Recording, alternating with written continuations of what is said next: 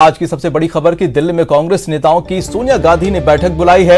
अशोक गहलोत पहुंचे हैं 10 जनपद। इस बैठक में सोनिया गांधी को चिट्ठी लिखकर नाराजगी जताने वाले नेता भी शामिल हो रहे हैं। ये बैठक थोड़ी देर में शुरू होगी, जिसमें पूर्व पीएम मनमोहन सिंह, राहुल गांधी और प्रियंका गांधी के साथ ही तमाम नेता शामिल होंगे। बैठक में शामिल होने के लिए सीएम अशोक गहलोत कल ही दिल्ली पहुंच गए थे।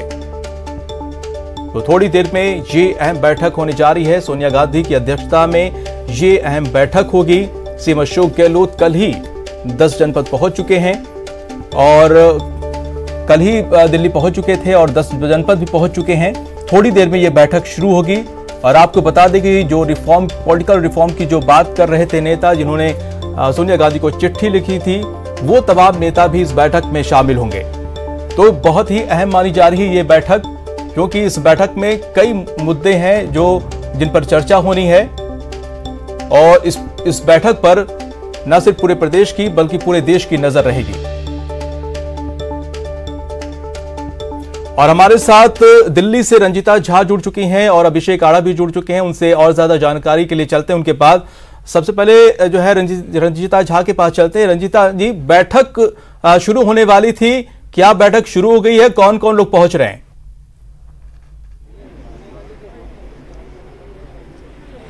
जी देखिए, मैं 10 जनपद के बाहर हूं और सोनिया गांधी के आवास में तमाम जो नेता इस बैठक में मौजूद होने वाले थे वो तमाम नेता पहुंच चुके हैं और सूत्रों के हवाले से ये खबर है कि बैठक शुरू हो चुकी है। इस बैठक में G23 नेता, जिन्होंने सोनिया गांधी को पत्र लिखा था और उस पत्र के बाद एक जो अंतर्कलह थी, जो एक विवाद था पार्टी का, वो पब्लिक डोमेन में सामने आया था, जिसमें उन्होंने साफ तौर पर ये लिखा था कि कांग्रेस को एक पूर्वकालिक अध्यक्ष चाहिए। राहुल गांधी अगर अध्यक्ष नहीं होते हैं तो किसी दूसरे व्यक्ति को चुनावी प्रक्रिया के जरिए अध्यक्ष बनाया जाए। कई ऐसे और मुद्दे थे जिन पर उन्होंने ये पत्र लिखा था। इस पत्र के बाहर आने के बाद कांग्रेस में एक घमासान हुआ। कांग्रेस की वर्किंग कमेटी की बैठक हुई और उसमें तमाम इन नेताओं पर भी निशाने साधे गए। ये कहा गया कि अगर पत्र लिखा भी गया है तो उसे मीडिया में लाने की क्या जरूरत थी। उसके बाद लगातार जो कांग्रेस की अगर परफॉर्मेंस की बात करें तो पिछले दिनों जो विधानसभा चुनाव हुए, चाहे हम बिहार के विधानसभा चुनाव की बात करें, जो यहाँ जिम्मेदारियां जिन नेताओं को दी गई, उस पर भी दबी जबान नेताओं ने ये कहना शुरू कर दिया था कि जिन नेताओं को जिम्मेदारी दी जाती है उनकी जवाबदेही भी तय होनी चाहिए। इन मुद्दों को लेकर आज ही बैठक बुलाई गई है। G23 के नेता इसमें यहाँ शामिल है। G23 के जो कोर सदस्य कहे जाते हैं वो इस बैठक में। इसके अलावा और भी कई बड़े नेताओं को बुलाया गया है। AK एंटनी, अंबिका सोनी सरीखे नेता इस बैठक में शामिल है। सबसे अहम बात यह कि अहमद पटेल के जाने के बाद ये पहली बैठक है। अहमद पटेल कांग्रेस पार्टी के वो नेता जो गांधी परिवार और कांग्रेस के नेताओं के बीच सामंजस्य बनाने की हमेशा कोशिश करते रहे हैं। तो क्या ऐसे में जब अहमद पटेल अब नहीं रहे तो क्या ये जिम्मेदारी किसी दूसरे नेता को दी जाएगी या फिर ये पूरा कमान अब गांधी परिवार संभालेगा, नेताओं से बातचीत करेगा? और जो सबसे बड़ा सवाल है कि आने वाले समय में जो प्रक्रिया कांग्रेस की इंटरनल चल भी रही है कि अध्यक्ष का चुनाव किया जाएगा, जो प्रक्रिया अभी है उसमें क्या तब्दीलियां आती है? क्या राहुल गांधी अध्यक्ष पद को स्वीकार करेंगे, राहुल गांधी रहेंगे, या फिर किसी और नेता पर कोई सहमति बन सकती है? इन तमाम विषयों पर चर्चा होगी। इसके अलावा जो अभी राजनीतिक घटनाक्रम चल रहे हैं, कृषि आंदोलन चल रहा है दिल्ली बॉर्डर्स पर, सरकार का इसको लेकर क्या रुख है, जिन राज्यों में पार्टी ने चुनाव हारा है या जिन राज्यों में अब चुनाव होने हैं, इन तमाम विषयों पर आज की इस बैठक में चर्चा होगी। जी बिल्कुल, हमारे साथ अभिषेक भी जुड़े हैं। अभिषेक, अगर हम राजस्थान के परिप्रेक्ष्य में बात करें तो इस बैठक में क्या जो है बातें होने वाली हैं? सीएम अशोक गहलोत भी वहां पर पहुंचे हुए हैं, सोनिया गांधी से मुलाकात होगी। तो क्या लगता है कि जो नई कार्यकारिणी बनने वाली है वो राजनीतिक नियुक्तियां और किन किन मुद्दों पर इसमें बातचीत हो सकती है?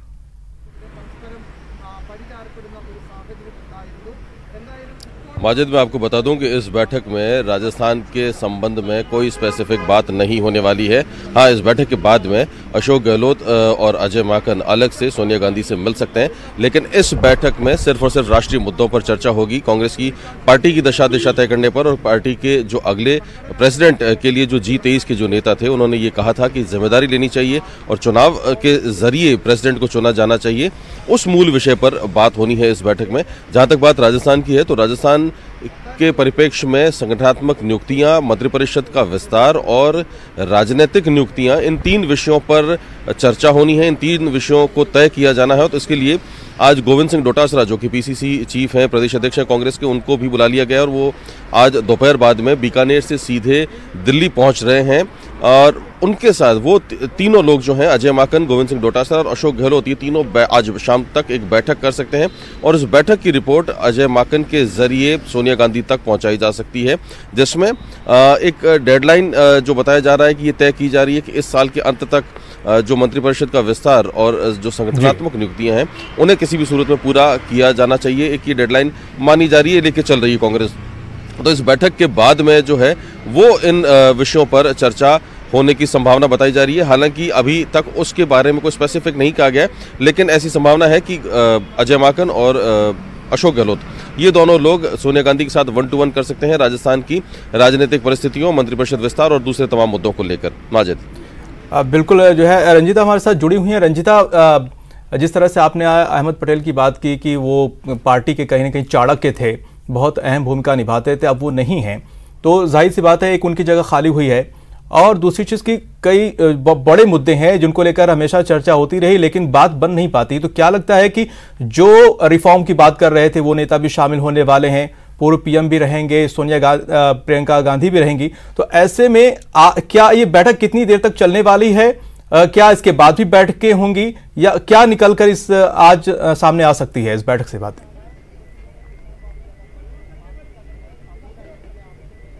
देखिए, पहले ये कहा जा रहा था कि सोनिया गांधी 1-to-1 नेताओं से मुलाकात करेंगी, लेकिन एक ही समय में तमाम नेताओं का पहुंचना ये बात साफ कर रहा है कि सभी नेताओं के साथ एक साथ बैठक होनी है। इस बैठक में जो अहम मुद्दे रहेंगे, जो आंतरिक जो परेशानियां हैं, जो आंतरिक कलह है पार्टी की, वरिष्ठ नेता नाराज चल रहे हैं, G23 एक ग्रुप बना दिया गया है और कभी भी जब मीडिया से ये नेता ऑफ कैमरा भी बात करते हैं तो उनका साफ तौर पर ये कहना रहता है कि उनका निजी स्वार्थ इन तमाम चीज़ों में नहीं रहा है, बल्कि ये रहा है कि पार्टी में कुछ चीजें हैं जो फैसला लेने की जरूरत है पार्टी को, जिनको जिम्मेदारी दी जाती है उन पर जिम्मेवारी भी तय होनी चाहिए।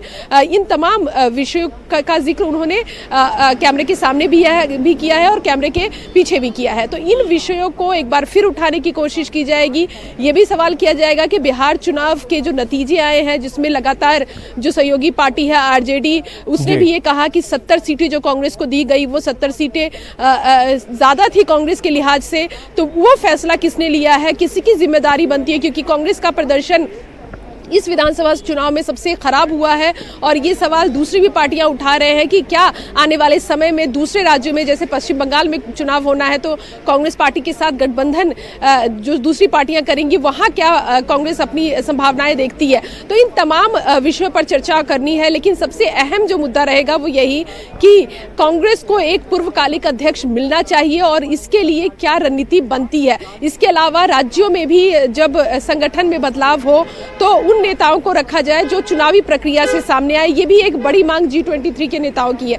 तो देखना होगा एक बीच का रास्ता क्या निकल कर आ पाता है, क्या कुछ मीडिया में भी निकल कर आएगा। नेता जब बैठक से बाहर निकलेंगे तो क्या वो मीडिया में बात करेंगे, या फिर जो फैसले हैं वो आने वाले समय में, जो फैसले लिए गए हैं वो आने वाले समय में देखने को मिलेगा। तो ये एक अहम चीज आज की इस बैठक में होनी है। जी बिल्कुल, आपने कहा कि पूर्णकालिक अध्यक्ष की बात आप कर रही थी, क्योंकि काफी दिनों से पार्टी में बिखराव चल रहा है, तो आज की एक साथ सबको बुलाना, क्या लगता है कि गतिरोध को पूरी तरह से खत्म करने के लिए बुलाया गया है? और ये माना जाए कि जो अध्यक्ष का चुनाव हो जाए तो धीरे धीरे ये जो गतिरोध खत्म हो जाएगा और जो चुनौतियां सामने हैं, चाहे वो किसान का हो, चाहे बंगाल में जो है चुनाव है, उसको लेकर इसमें सारी चर्चाएं होंगी।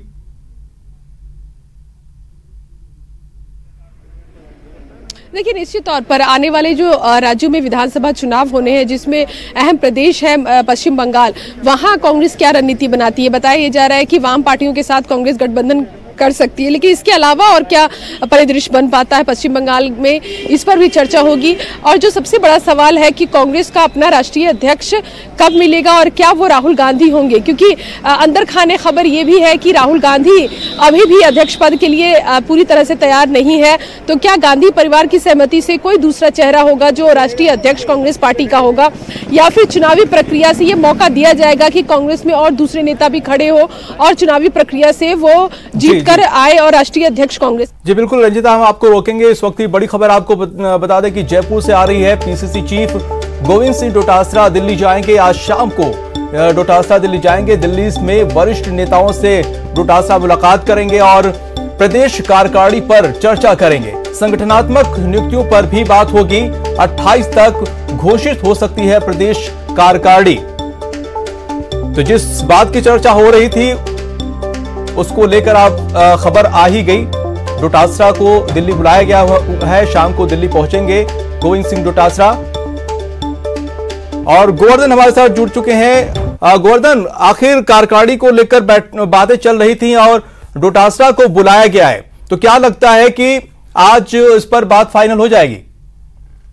देखिए, कांग्रेस की जो प्रदेश कार्यकारिणी है उसके गठन को लेकर के पहले भी डोटासरा ने कल न्यूज 18 से बातचीत में भी ऑन रिकॉर्ड कहा था कि इस महीने के आखिर तक ये हो जाएगी। इससे पहले जो प्रभारी अजय माकन है वो भी दिसंबर अंत तक प्रदेश कार्यकारिणी के गठन की बात कह चुके हैं।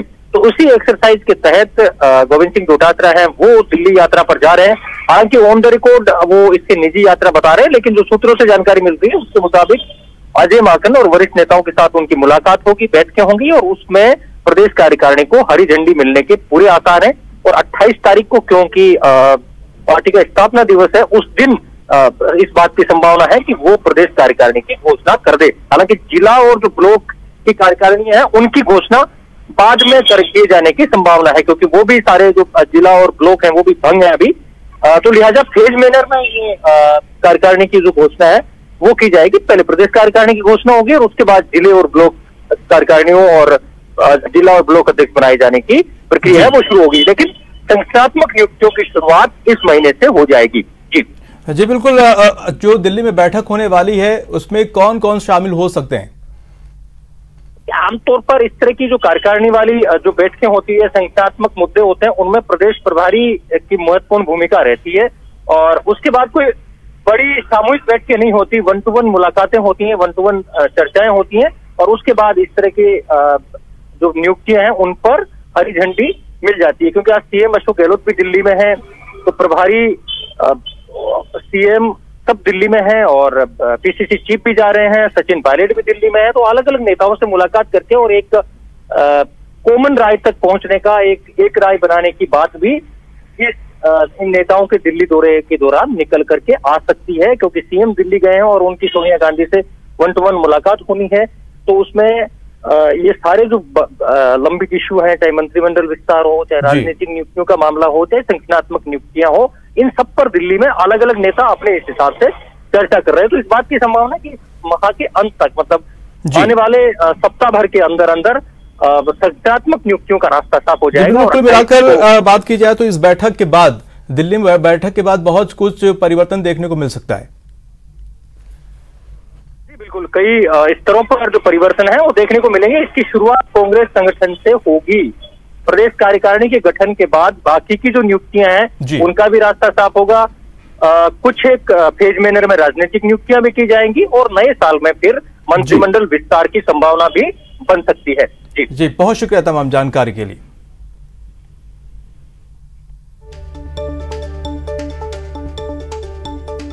तो पीसीसी चीफ गोविंद सिंह डोटासरा आज शाम को दिल्ली जाएंगे, जहां पर उम्मीद जताई जा रही है कि कार्यकारिणी के गठन को लेकर वहां पर हरी झंडी मिल सकती है। उसके बाद तमाम परिवर्तन देखने को मिल सकते हैं।